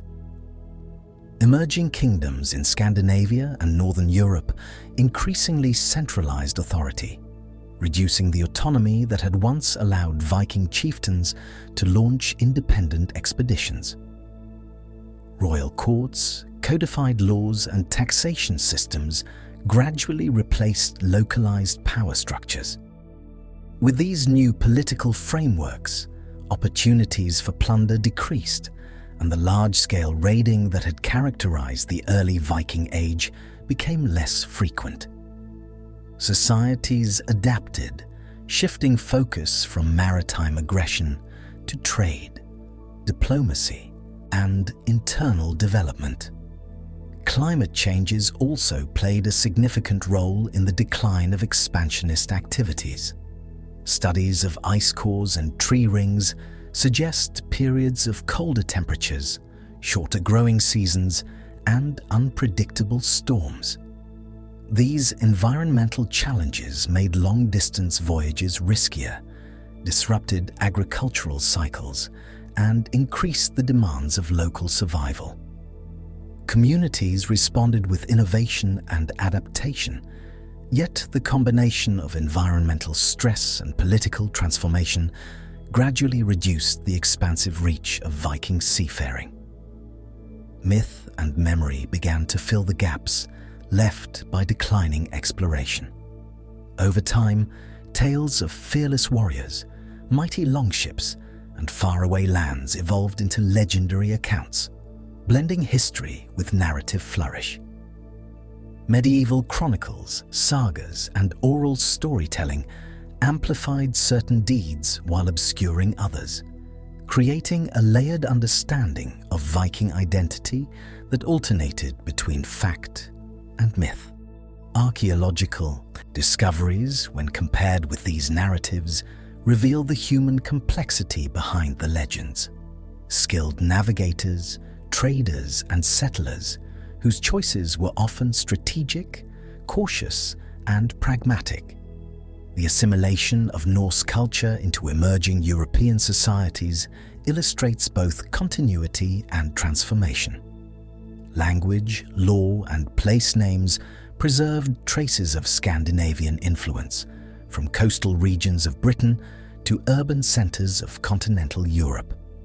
Settlements adapted to local conditions, absorbing religious practices, agricultural techniques, and architectural innovations. Despite the decline of long-distance raiding, these cultural imprints endured, linking former Viking communities to the broader evolution of medieval Europe. Material culture also left a lasting impression. Shipbuilding techniques, metalwork, and craftsmanship influenced subsequent generations, particularly in coastal and trading regions. Innovations in hull design, sail construction, and navigational understanding informed maritime practices well beyond the Norse period. Objects such as jewelry, tools, and carved stones were rediscovered in later centuries, allowing scholars to trace patterns of technology, aesthetic preference, and social organization across time. Modern perception of the Vikings has been shaped as much by myth as by archaeology. Romanticized portrayals in literature, film, and popular media often emphasize aggression and conquest, while overlooking trade, settlement, and domestic life. Academic studies, however, have revealed a nuanced picture. A people whose endurance, adaptability, and creativity enabled them to thrive in challenging environments and engage with diverse cultures. Contemporary analysis situates Viking achievements within the broader context of medieval innovation, mobility, and human curiosity. Archaeological excavation continues to reshape understanding of this era. Excavated ship burials, longhouse foundations, and artifact hoards provide tangible evidence of economic, social, and spiritual life, complementing historical texts. Through careful study, researchers reconstruct networks of trade, familial organization, and long-range exploration, revealing that the decline of outward expansion did not erase the legacy of skill, ingenuity, and ambition that had defined the Viking Age. Cultural memory remains alive in modern Scandinavia and beyond.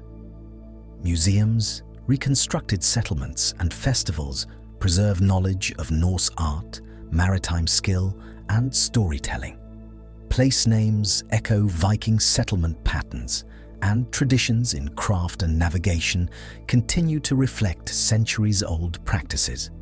Even in literature and film, the Norse heritage inspires reinterpretation, connecting contemporary audiences with the enduring human experiences of resilience, exploration, and adaptation.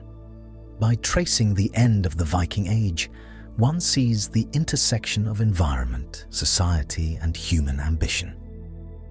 The era's decline was not a disappearance, but a transformation, blending historical reality with enduring legend. From deserted fjords and abandoned longships to the persistent echoes of sagas, art, and runic inscriptions, the legacy of the Vikings remains woven into the fabric of Europe and the North Atlantic world, influencing cultural identity, technological development, and the collective imagination for centuries to come. As our journey through the Viking world comes to a close, allow yourself to sink even deeper into serenity. Feel the soft sway of imagined longships beneath you, the whisper of northern winds through pine forests, and the fading glow of fires once tended in quiet villages. Let the stories of exploration, resilience, and daily life gently fill your thoughts, while your muscles soften and your breath flows effortlessly. Rest here, fully supported in this safe and tranquil space. If you enjoyed this relaxing moment, please consider leaving a like, subscribing, or sharing your thoughts below. Your support is deeply appreciated and helps others find their way to this peaceful space. You can also turn on the notification so you don't miss any of our future journeys together. But for now, let your body release tension and allow your mind to drift. Good night and sleep well.